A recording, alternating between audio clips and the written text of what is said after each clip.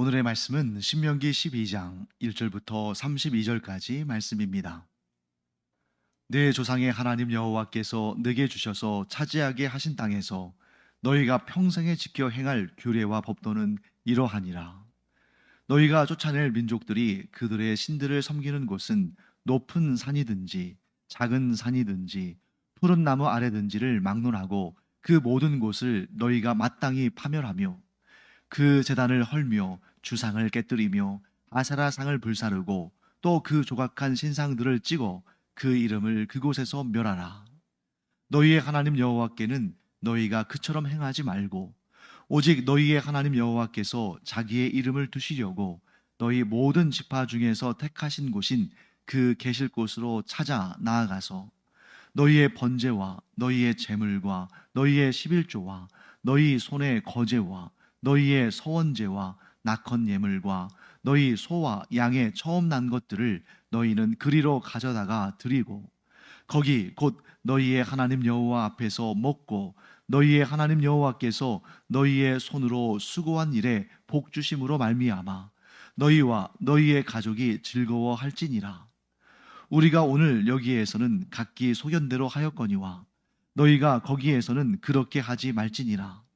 너희가 너희 하나님 여호와께서 주시는 안식과 기업에 아직은 이르지 못하였거니와 너희가 요단을 건너 너희 하나님 여호와께서 너희에게 기업으로 주시는 땅에 거주하게 될 때 또는 여호와께서 너희에게 너희 주위의 모든 대적을 이기게 하시고 너희에게 안식을 주사 너희를 평안히 거주하게 하실 때에 너희는 너희의 하나님 여호와께서 자기 이름을 두시려고 택하실 그곳으로 내가 명령하는 것을 모두 가지고 갈지니 곧 너희의 번제와 너희의 희생과 너희의 십일조와 너희 손의 거제와 너희가 여호와께 서원하는 모든 아름다운 서원물을 가져가고 너희와 너희의 자녀와 노비와 함께 너희의 하나님 여호와 앞에서 즐거워할 것이요 내 성중에 있는 레위인과도 그리할지니 레위인은 너희 중에 분깃이나 기업이 없음이니라.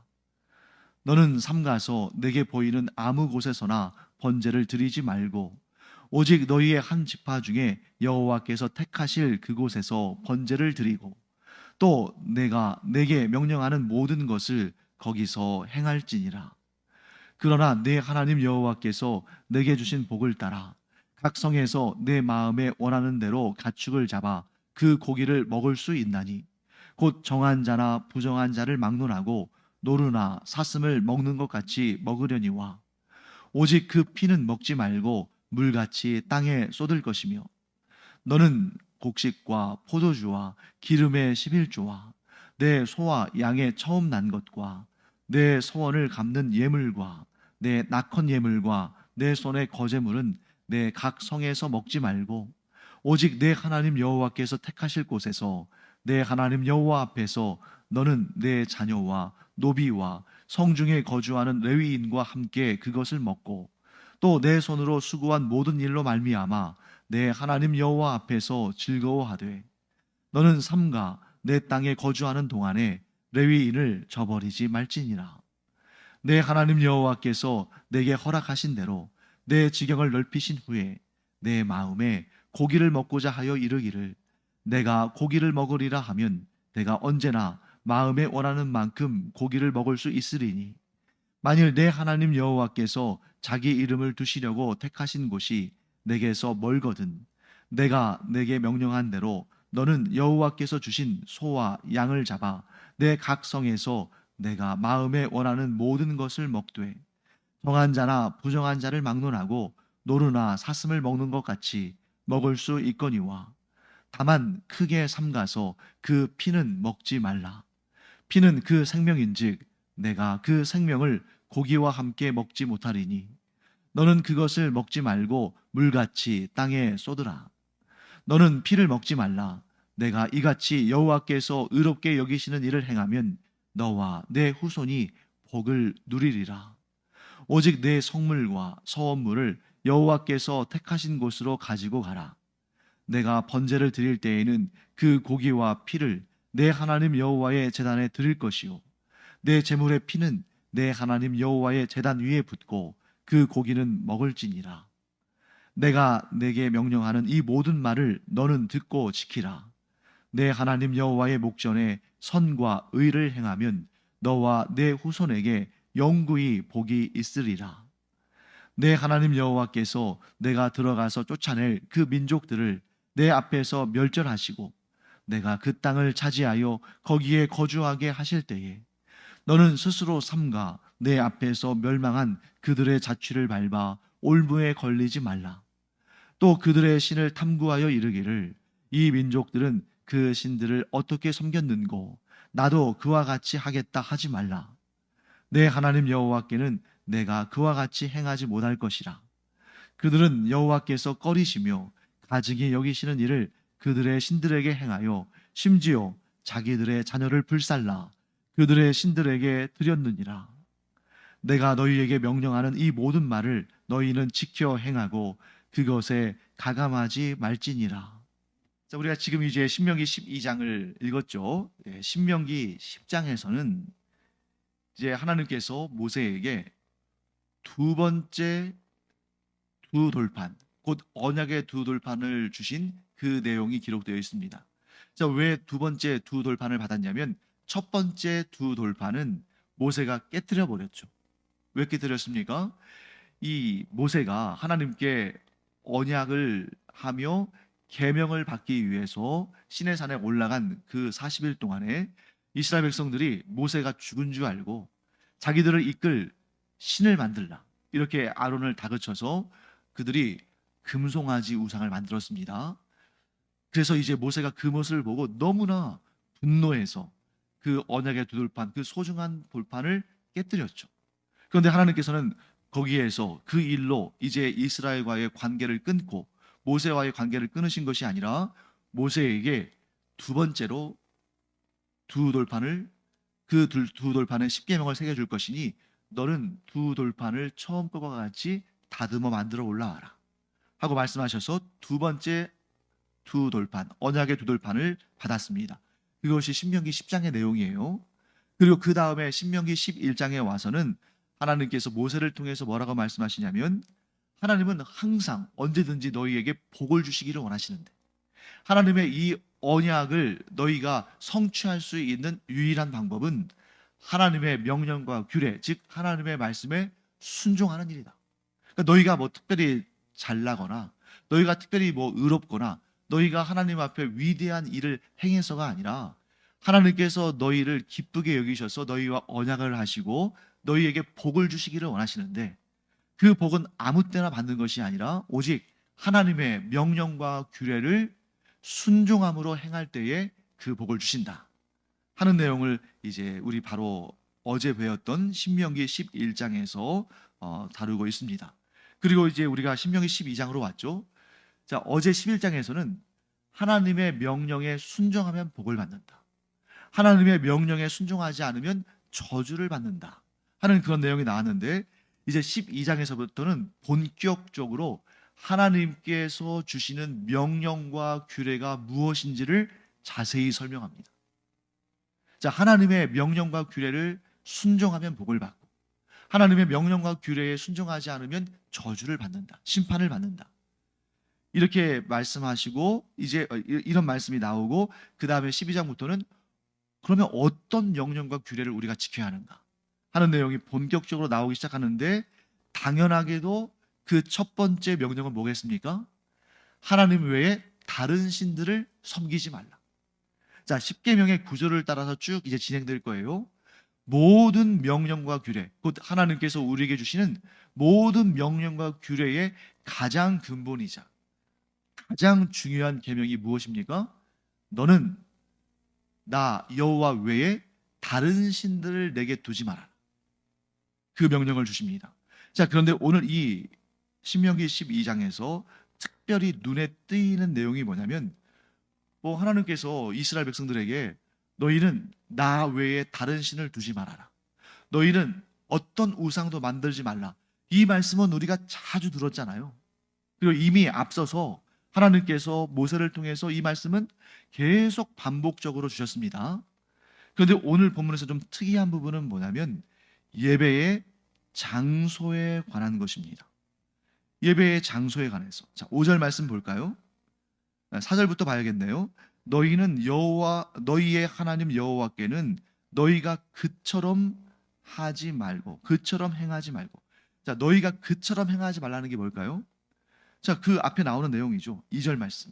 너희가 쫓아낼 민족들이 그들의 신들을 섬기는 곳은 높은 산이든지 작은 산이든지 푸른 나무 아래든지를 막론하고 이렇게 나오잖아요. 그러니까 우상을 섬기는 사람들의 습성이 뭐냐면 어디든지 간에 좀 괜찮다 싶은 곳, 좀 이곳은 특별하다 싶은 곳은 다 우상의 제단을 만들었다는 거예요. 자, 이것은 비단 이 가나안 땅에 살고 있는 이 가나안 족속들만 그런 것이 아닙니다. 세계 모든 지역에서 발견되는 공통된 특성이에요. 예를 들면 우리 조상들도, 여러분, 이 불교의 사찰들을 보세요. 주로 어디 있습니까? 산세 좋은 곳에 있잖아요. 그리고 어떤 마을에 가면 그 마을마다 아주 오래되고 크고 왠지 신령해 보이는 그런 나무들이 있죠. 그런 나무들은 반드시 거기에서 뭘 합니까? 구슬하고 단을 쌓고, 그래서 막 큰 나무에다가 뭐 새끼줄 같은 것을 막 엮기도 하고, 거기에다 뭐 빨간색, 파란색, 하얀색 무슨 깃발들 꽂기도 하고 막 그러잖아요. 그거를 옛날에는 성황당이라고 했고 요즘에는 이제 그 표준어로는 선앙당이라고 합니다. 그런 제사의 장소로 삼는 거죠. 뿐만 아닙니다. 뭔가 좀 그 우물 같은, 아주 큰 우물 같은 곳이 있거나, 혹은 그 마을에 뭐 큰 바위가 있거나, 그러면 막 거기에다가 그런 부처를 막 새기기도 하고, 거기에 무슨 뭐 이렇게 뭐 산신령이 있다, 뭐 삼신할미가 있다 그러면서 막 그렇게 우상을 섬기는 일을 하잖아요. 그러니까 우상을 숭배하는 사람들은 높은 산이든 낮은 산이든 푸른 나무 아래든 뭐 신령한 그런 기운이 있다고 생각하는 곳이면 다 그렇게 거기에서 제사를 드리고 구슬을 하고 푸닥거리를 하고 그렇게 하는데, 너희는 그렇게 하지 말고, 자, 어떻게 말씀하십니까? 5절 말씀에 오직 너희의 하나님 여호와께서 자기의 이름을 두시려고.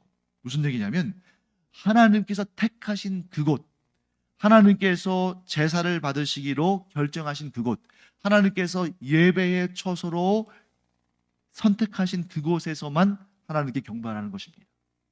사실 여러분, 이 명령은 되게 불편한 명령이에요.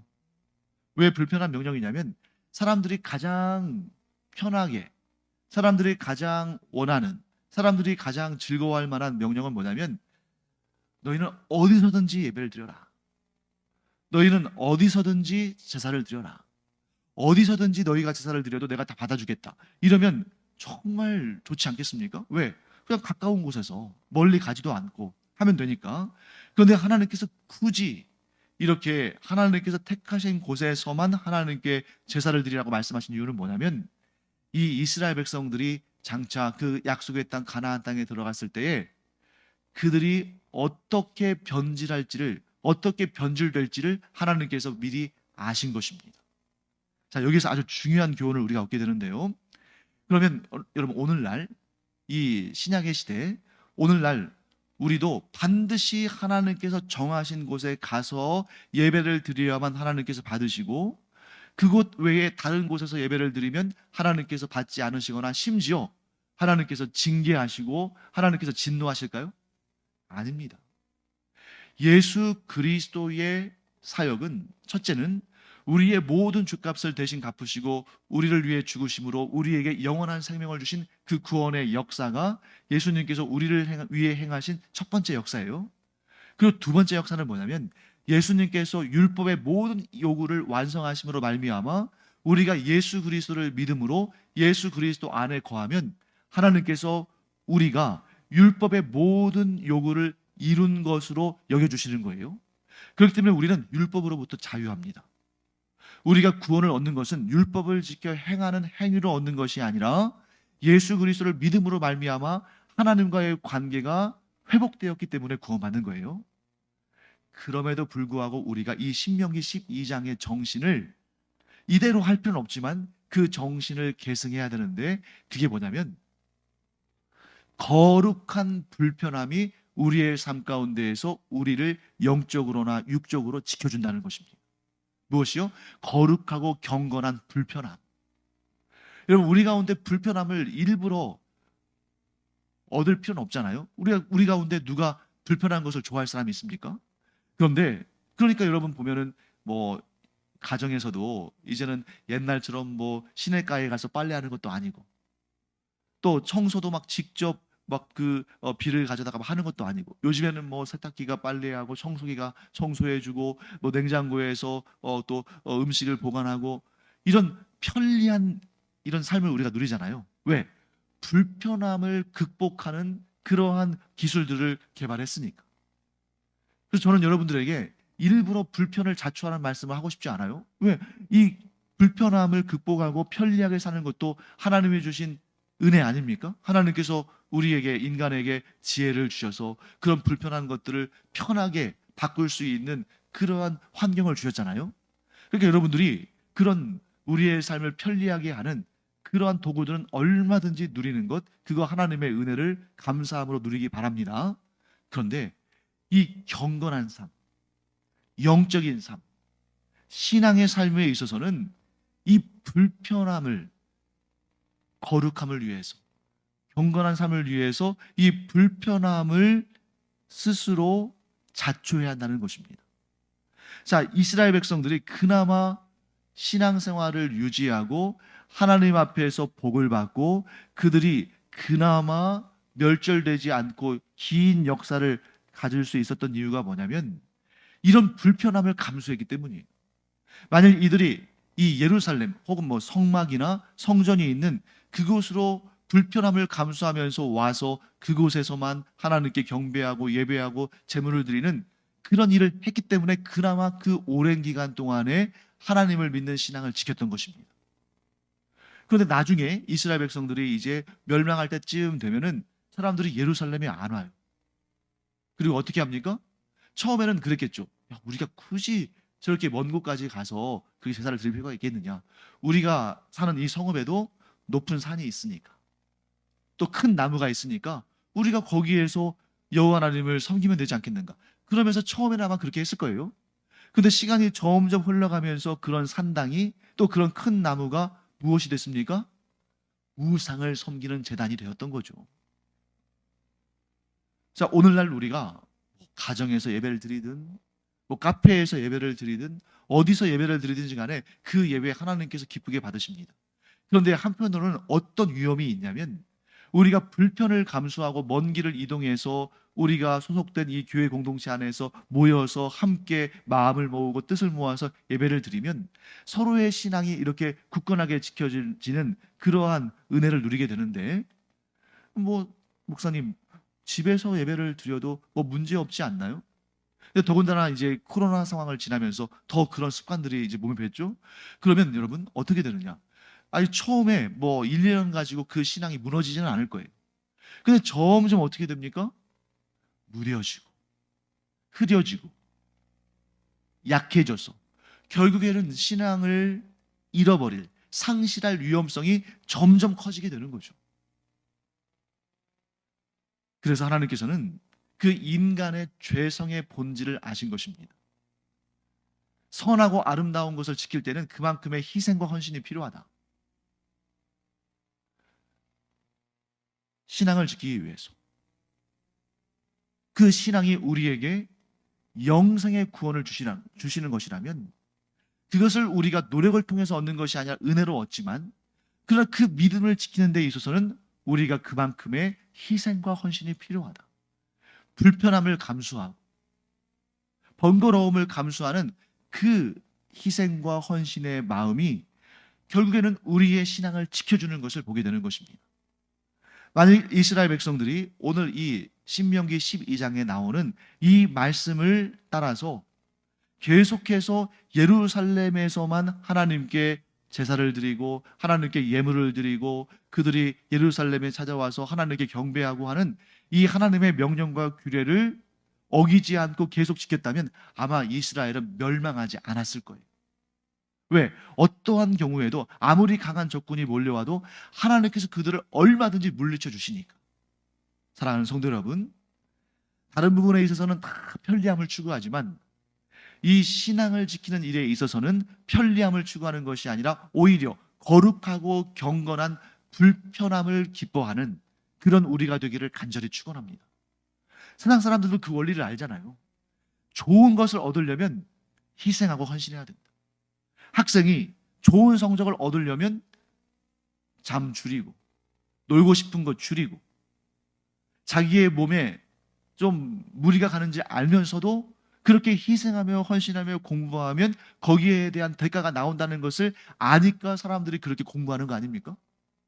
그렇게 열심히 수고하고 헌신하며 희생하며 공부한 사람하고 펑펑 놀면서 공부도 하지 않은 사람하고 그냥 재수에 따라서 어떤 사람이 운이 좋으면 좋은 성적 갖고 어떤 사람은 운이 나쁘면 좀 그렇게 열심히 했어도 성적이 나오지 않고 그렇다면 누가 공부하려고 하겠어요? 그냥 운만 좋기를 바라겠죠. 그런데 이게 역사적으로 경험적으로 증명이 되었기 때문에 물론 간혹 가다가 안 그런 경우도 있지만 그것이 일반적으로 증명이 됐기 때문에 학생들이 그렇게 수고하며 공부하는 거 아니겠습니까? 또 일하는 것도 마찬가지죠. 우리가 어떤 분야에 있어서 열심히 일한다고 다 성공하는 것은 아니지만 그러나 열심히 일하고 희생하고 헌신하며 불편함을 감수하면 훨씬 더 좋은 결과가 나온다는 것을 아니까 열심히 하는 거 아니겠어요? 세상 사람들은 이 원리를 압니다. 정말 소중한 것, 정말 중요한 것, 정말 유익한 것을 얻기 위해서는 수고하고 노력하고 희생하고 헌신해야 한다. 그런데 모든 아름다운 것들 가운데 가장 아름다운, 모든 복된 것들 가운데 가장 복된, 모든 영원한 것들 가운데 가장 영원한 하나님을 섬기는 일, 하나님의 자녀되는 일, 하나님의 은혜와 복을 받는 일은 그냥 얻어지는 것이 아닌 거죠. 하나님의 은혜는 거저 주어지는 것이지만 우리는 죄성이 많은 인간이기 때문에 그 믿음을 지키기 위해서는 거룩한 부담감, 경건한 불편함을 감수해야 한다는 것입니다.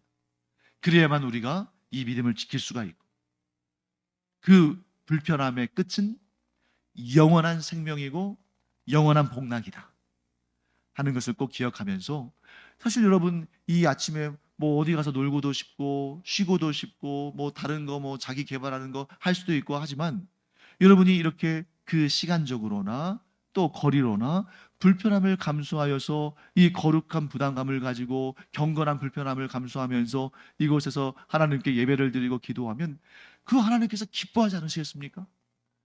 또 그 기도에 그 헌신에 하나님께서 가장 좋은 것으로 응답하지 않으시겠습니까? 그래서 우리가 다른 건 모르지만 내가 하나님을 섬기는 일에 있어서는 거룩한 부담감과 경건한 불편함을 감수하겠노라.